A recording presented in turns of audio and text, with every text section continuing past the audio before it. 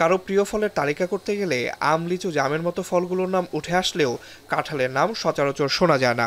জাতীয় ফল হওয়ার পরেও দিন দিন তরুণ প্রজন্মের কাছে কমছে এর জনপ্রিয়তা।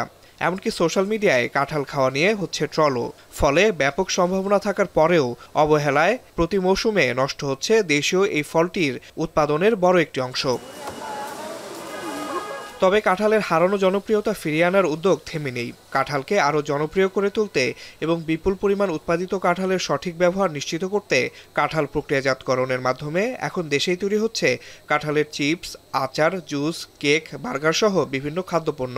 কাঁঠাল দিয়ে তৈরি এমনই সব বাহারি পণ্যের দেখা মিলছে রাজধানী ফার্মগেটের কৃষি গবেষণা কাউন্সিল প্রাঙ্গণে 3 দিনের কাঁঠাল মেলায়। আর এসব পণ্য দেখে দর্শনার্থীদের প্রত্যাশা নতুন নতুন পণ্য ফিরিয়ে আনবে কাঁঠালের সুদিন। কাঁঠাল নিয়ে এখানে নানান ধরনের পণ্য দেখলাম, যেটা আসলে ইনোভেটিভ আমাদের দেশে প্রেক্ষাপটে আর কি।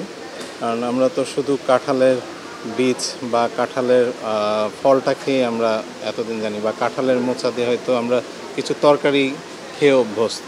কাঁঠাল থেকে যে সমস্ত জিনিস তৈরি হয়, যেরকম কাঁঠালের চিপস, এটা আমি মালয়েশিয়াতে খেয়েছি। এখন আমাদের বাংলাদেশে কীরকম হচ্ছে শুধু এটা দেখার জন্য এবং এটার জন্য আসলাম।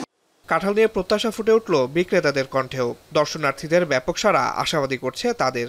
যারা আসছেন, পরিদর্শন করছেন, তারা দেখা গেছে যে সকালবেলা খেয়ে গিয়ে বিকেলবেলা তার পরিবার নিয়ে আবার আসছে। এখান থেকে আমরা সেল পাচ্ছি এবং আমরা অর্ডারও পাচ্ছি। এখান থেকে আমাদের অনেকেই কার্ড নিয়ে যাচ্ছে এবং তারা হিউজ কোয়ান্টিটি আমাদের সাথে অর্ডার করবে, সেইভাবে তারা প্ল্যানও দিচ্ছে আমাদেরকে। কাঁঠালের পাপ দিয়ে আমি চাটনি করেছি, কাঁঠালের পাপ দিয়ে সন্দেশ করছি, আর আবার মুচমুচে পিঠাটাও করছি, যেটা কিনা আমরা বাজারে পাই। 3 দিনের এই মেলা চলবে 6 জুলাই পর্যন্ত, যা প্রতিদিন সকাল 10টা থেকে রাত 8টা পর্যন্ত দর্শনার্থীদের জন্য খোলা থাকবে। আসিফ ইকবাল, এখন, ঢাকা। 250টিরও বেশি ডিজাইন অপশন নিয়ে ওয়ালটন স্মার্ট ফ্রিজ, বোঝে আপনার প্রয়োজন।